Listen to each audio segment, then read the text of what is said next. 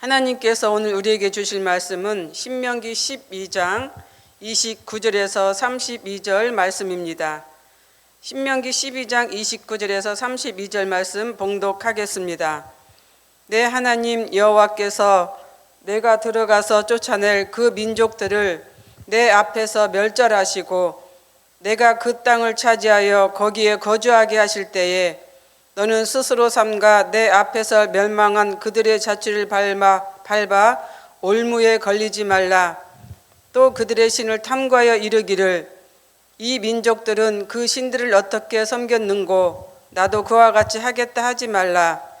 내 하나님 여호와께는 내가 그와 같이 행하지 못할 것이라. 그들은 여호와께서 꺼리시며 가증히 여기시는 일을 그들의 신들에게 행하여 심지어 자기들의 자녀를 불살라 그들의 신들에게 드렸느니라.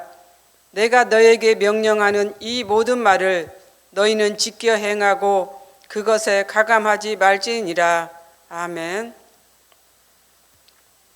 오늘 본문 말씀은 우리가 12장 1절에서 3절에 있는 말씀을 재강조하고 있는 말씀입니다. 모세는 이스라엘 백성들이 가나안 땅에 들어가서 가장 먼저 해야 할 일, 가장 먼저 할 일이 우상을 제거하는 것이다 라고 이렇게 말씀하고 있습니다. 단순히 제거하는 것이 아니라 아주 철저하게 우상을 파괴하고 멸하라고 이렇게 명령하고 있는 것이죠. 그래서 우리는 우상을 제거해야 됩니다. 우상을 파멸해야 됩니다. 그런데 하나님께서는 먼저 이 우상을 숭배했던 장소를 멸하라고 하고 있는 것이죠. 2절 말씀을 읽겠습니다. 너희가 쫓아낼 민족들이 그들의 신들을 섬기는 곳은 높은 산이든지 작은 산이든지 푸른 나무 아래든지를 막론하고 그 모든 것을 너희가 마땅히 파멸하라. 이렇게 2절에서 말씀하고 있습니다. 여기서 파멸의 일반적인 뜻을 보면은 돌이킬 수 없을 정도로 파괴되어 멸망하는 것을 말하고 있습니다. 그런데 신학적인 의미로 보면은 파멸은 철저히 파괴하다, 반드시 파괴하다, 완전히 파괴하다라고 하는 이러한 강력한 뜻을 담고 있습니다.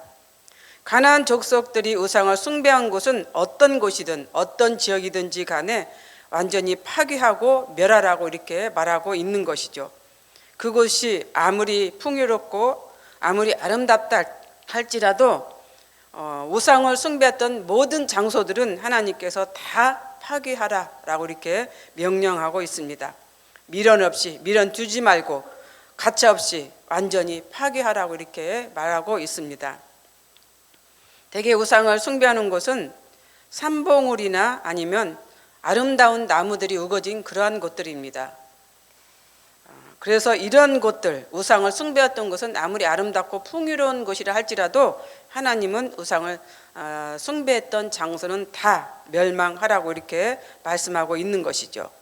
우리나라에도 유명한 산에는 절이 다 있습니다. 당시 구약시대에도 우상을 숭배했던 장소들은 아름답고 풍요로운 그러한 장소였습니다.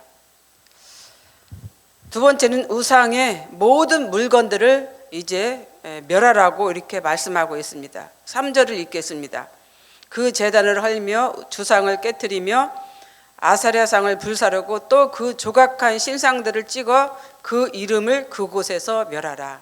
이름을 멸하라. 그리고 우상을 숭배했던 모든 물건들을 다 파괴하라. 이렇게 말씀하고 있습니다. 그래서 여기서 보면 헐며 깨트리며 불사르며 찍는다는 것은 어떤 뜻을 담고 있습니까? 완전히 이제 못 쓰게 하라라고 하는 그런 뜻을 담고 있는 것이죠. 그래서 헐고 깨트리고 찢고 불살려서 완전히 없애버리라고 하는 것입니다. 흔적도 없애라고 하고 있습니다. 세 번째가 그들의 자취를 밟아 올무에 걸리지 말라라고 이렇게 말씀하고 있습니다. 오늘 본문에서 이렇게 말씀하고 있죠. 올무는 짐승이나 새를 잡는 데 사용하는 올가미입니다. 예전에 우리의 조상들이 이 방법을 사용해서 새나 짐승을 잡았습니다. 성경에서 올무는 스스로 어떤 올가미에 걸리거나 발을 헛디뎌 떨어지는 것을 가리킵니다. 따라서 원문을 직역하면 내가 스스로 떨어지지 않도록 조심하라 라고는 뜻을 말씀하고 있는 것이죠. 이는 우상을 숭배하는 자들의 발자취를 무조건 뒤따라 가지 말라는 것입니다. 혹 그들의 발자취를 따라가다가 발을 헛디뎌 구덩이에 빠지거나 낭떠러지에 떨어질 수 있다라고 하는 것을 가리키고 있는 것이죠. 아무것도 아닌 우상, 쓸모없는 것을 쫓아가다가 영원한 멸망으로 떨어질 수 있다라고 하는 것을 경고하고 있습니다. 그렇잖아요. 우리가 쓸모없는 이 우상을 쫓아가다가는 어디로 갑니까? 지옥의 나라로 떨어지는 것이죠. 이런 것을 의미하고 있습니다. 가나안 땅이 멸망하는 이유는 그들이 우상을 너무나 많이 숭배했기 때문에 멸망을 한 것입니다. 이러한 이유로 그 땅이, 그 가나안 땅이 멸망을 하는데 이스라엘 역시 가나안 땅에 들어가서 그들의 전처를 밟다가 이제 이스라엘 백성들도 그렇게 될 수 있다라고 하는 것을 여기서 말하고 있는 것이죠. 그러니까 그들의 자취를 밟아 올무에 걸리지 말라 이렇게 말씀하고 있습니다. 하나님은 우상을 너무나 싫어합니다. 그렇기 때문에 당신이 손수 택한 이스라엘 민족이라 하더라도 우상을 숭배했다가는 그들 역시 이렇게 멸망당할 수밖에 없다라고 하는 것을 경고하고 있는 것입니다. 만약 이스라엘이 그들의 행위, 곧 가나안 백성들이 했던 그 우상 숭배 행위를 다시 하게 된다면 하나님께서 택한 백성이라 할지라도 결국은 멸망시킬 수밖에 없다라고 하는 것을 말씀하고 있습니다. 네 번째는 그들의 신을 탐구하지 말라라고 이렇게 경고하고 있습니다. 일반적으로 탐구하다는 것은 깊이 파고들어 연구하는 뜻이다라고 이렇게 말씀하고 있습니다. 즉 이방신을 연구한다는 목적을 가지고 그 신들을 대하게 된다면 자기도 모르게 그 우상에 빠질 수 있다라고 하는 것을 말씀하고 있습니다. 신학적인 의미로 탐구는 밟다의 뜻과 더불어 예배하다, 따르다, 구하다의 뜻이 있습니다. 이 말은 이방신들을 예배하고 따르며 구하지 말라라고 하는 것이죠. 그들의 신을 연구하고 탐구한다는 명목으로 그 우상을 대했다가는 자기도 모르게 그 우상에 빠질 수 있다라고 하는 것을 말씀하고 있습니다. 우리가 잘 알고 있는 철로역정이라는 책이 있습니다. 유럽에서 성경 다음으로 많이 읽혀진 책입니다. 이 책을 저술한 자는 영국 사람인 존 버년이라고 하는 사람입니다.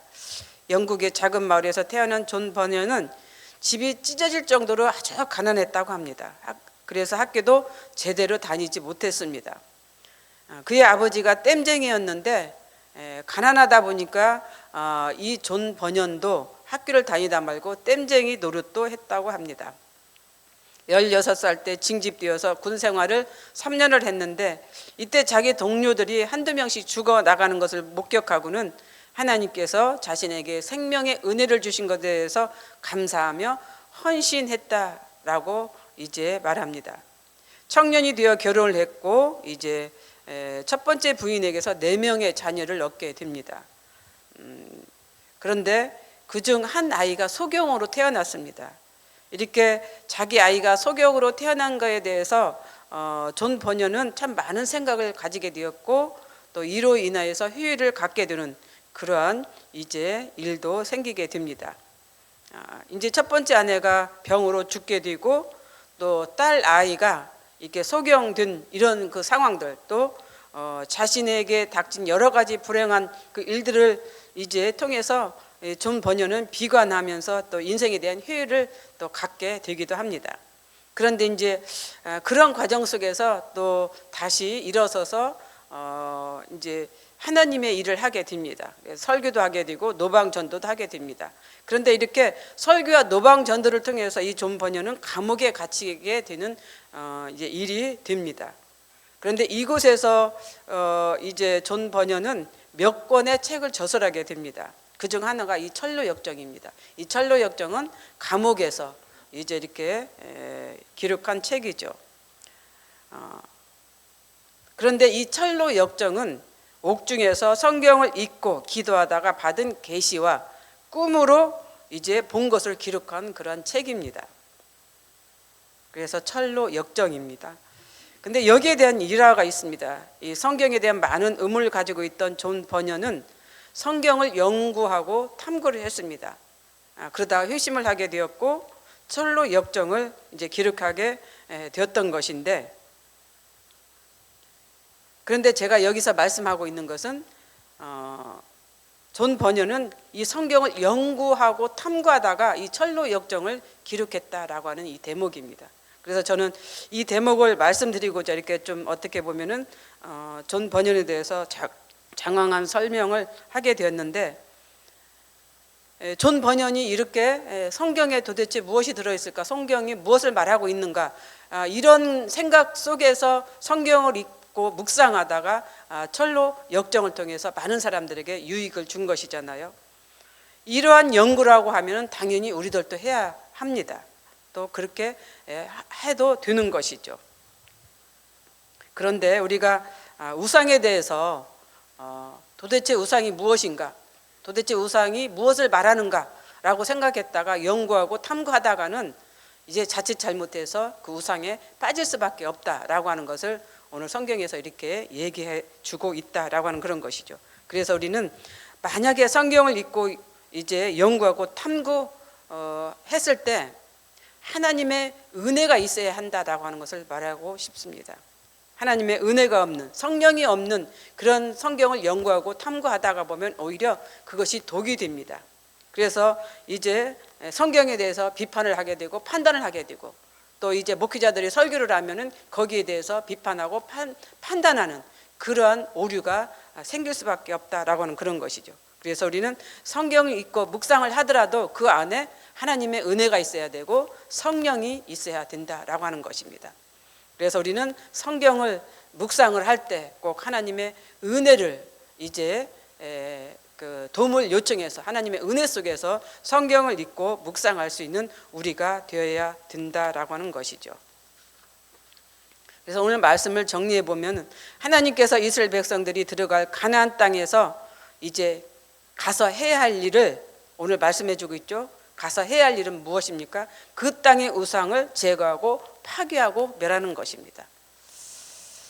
또 그리고 그 땅에서 우상을 숭배했던 장소도 흔적도 없이 이제 없애야 된다는 것이죠. 우상의 물건들, 우상에 대한 이름까지도 완전히 제거하라고 이렇게 말씀하고 있습니다. 이 명령은 이스라엘 민족들이 평생에 지켜야 할 것이라고 모세는 말씀합니다. 그래서 모세는 계속해서 우리가 오늘 요즘 신명기를 묵상하고 있으면은 예전에 하나님께서 모세를 통해서 이스라엘 백성들에게 주셨던 그 말씀을 이제 이렇게 계속해서 말씀하고 있잖아요. 그만큼 중요하기 때문에 하나님께서 계속 모세를 통해서 말씀하고 있는 것입니다. 그렇게 해도 이스라엘 백성들은 우상을 가까이 했고 우상을 숭배했습니다. 그래서 결국 이스라엘 백성들이 이제 멸망하는 것은 이 우상 때문에 이제 멸망을 하게 되는 것이죠. 그 결과가 아수르와 바벨론의 멸망을 당했던 남유다와 북이스라엘의 경우를 보면 알 수가 있습니다. 그렇게 부탁을 하고 그렇게 되누이도록 하나님께서 말씀했지만은 결국은 이스라엘 백성들이 가는 곳은 멸망이었던 것을 우리가 알게 된다라고 하는 것이죠. 우리 역시 지금 이 순간에도 알게 모르게 작고 크든 간에 우상을 숭배하는 것들이 있다라고 하면은 단호하게 그것을 제거하고 끊어버리고 태워버리고 파괴해야 됩니다. 사소한 것까지도 이건 우상이 아니야 라고 생각하는 것까지도 우리는 생각해 보면서 그것이 우상이면 완전히 이제 없애야 된다라고 하는 것이죠. 그렇지 않으면 그 작은 것, 우리가 별것 아니다라고 하는 그것이 우리에게 우상이 되어서 우리 가정, 우리 가문, 나를 이제 멸망의 길로 이끌 수 있다라고 하는 것입니다. 그래서 우리는 우리도 모르게 우상을 숭배하고 있다고 하면은 그런 것들을 얼른 캐치해서 제거할 수 있는 우리 모두가 되었으면 좋겠습니다. 오늘 우리들에게 주시는 이 말씀, 우리 안에 정말로 우상이 있는지, 우리 가정에, 우리 가문에 있는지 이런 것들을 생각해 보는 그러한 시간이 되었으면 좋겠습니다. 기도하겠습니다. 감사합니다. 하나님 아버지, 오늘 하나님께서 우리에게 주실 말씀은 우상을 제거하라라고 하시는 말씀을 주셨습니다. 우상을 숭배했던 장소, 우상을 숭배했던 물건, 우상에 대한 이름까지도 완전히 하나님은 멸하라고 말씀하고 있습니다. 혹 내 안에 또 우리 가정에, 우리 가문에 그런 우상들이 있다라고 하면은 이 시간 하나님 기억하게 해주시고 또 깨닫게 해주셔서 그런 것들을 완전히 이제 버릴 수 있는, 태울 수 있는, 깨트릴 수 있는 그러한 심령이, 그러한 삶이 되게 하여 주시옵소서. 예수님 이름으로 기도드립니다. 아멘. 공동 기도문입니다. 다음과 같은 기도의 제목으로 기도드리겠습니다. 지금 들은 말씀이 내 삶으로 이어지게 하옵소서. 또 다른 희년 3년의 복이 계속 이어지는 말씀상 공동체가 되게 하옵소서. 7인 속으로 모든 성도가 은혜로 충만하며 말씀으로 행복하게 하소서. 가정, 병원, 요양원에 계신 성도님들을 하나님께서 치료하여 주시고 회복시켜 주옵소서. 정치, 경제, 사회가 안정되어 백성들의 마음 놓고 편히 살 수 있는 대한민국이 되게 하옵소서. 동선 사기 훈련 과정을 축복하시고 다바르 학교 배움을 통하여 다음 세대가 부흥되게 하시며 동안 클럽에 참여하고 계신 시니어들이 행복하게 하옵소서. 또 이 시간 공동 기도문과 개인의 기도 제목을 놓고 기도하신 이에 각자 삶의 자리로 나아가도록 하겠습니다. 기도하겠습니다.